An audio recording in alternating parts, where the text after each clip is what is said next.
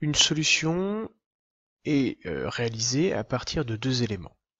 Le premier, c'est ce que l'on nomme un soluté. Ce soluté, cela peut être du sel de table, du sucre, des pigments ou encore du sulfate de cuivre. À ce soluté, on va additionner un solvant. Dans la majorité des cas, ce sera l'eau. Mais on peut également en chimie utiliser de l'éthanol, de l'acétone ou encore du cyclohexane et bien d'autres. Ce ne sont que des exemples.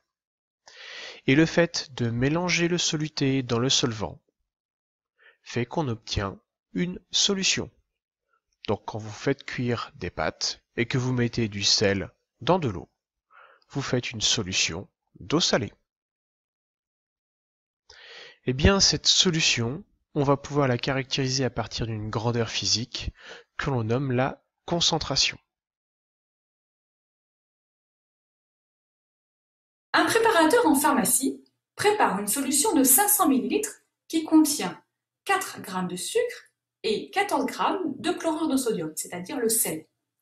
Il prépare également une autre solution de 1 litre qui contient 8 g de sucre et 26 g de chlorure de sodium. Laquelle de ces deux solutions est la plus salée? Laquelle est la plus sucrée? Nous allons chercher à répondre à ces deux questions. Comparons pour le sucre. La solution de 500 ml a un volume de 0,5 litre. Il y a 4 g pour 0,5 litre, c'est-à-dire 8 g pour 1 litre, puisqu'on multiplie par 2 le volume, on multiplie par 2 la masse. On remarque que la masse est la même dans la deuxième solution pour un même volume. Les deux solutions sont aussi sucrées l'une que l'autre. On peut remarquer que la dispersion des molécules de sucre dans la solution est la même. Comparons maintenant pour le sel. Il y a 28 g pour 1 litre dans la première solution et 26 g pour 1 litre dans la deuxième solution. La première est plus salée, même si la masse de sel introduite est plus faible. Il est essentiel de comparer pour un même volume de solution. On va donc introduire la notion de concentration massique.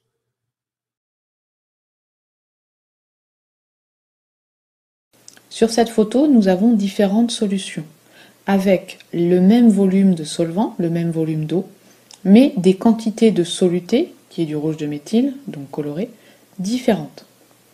Qu'est-ce que je peux dire au niveau de la couleur? Je vois ici que c'est plus foncé qu'ici. Donc la quantité de soluté est plus importante ici qu'ici. En chimie, on dit que la concentration de cette solution est plus importante que la concentration de cette solution ici. La concentration peut s'exprimer en chimie en grammes par litre, donc c'est la quantité de soluté pour 1 litre de solution. Pour calculer la concentration d'une solution, on utilise donc une formule, C égale la masse de soluté dissous dans le volume de solution. À ce moment-là, j'utilise une masse en grammes, un volume en litres, j'ai une concentration en grammes par litre. Vérifions avec cette formule ce que nous avons vu intuitivement, c'est-à-dire que la solution de gauche est plus concentrée que la solution de droite d'après sa couleur.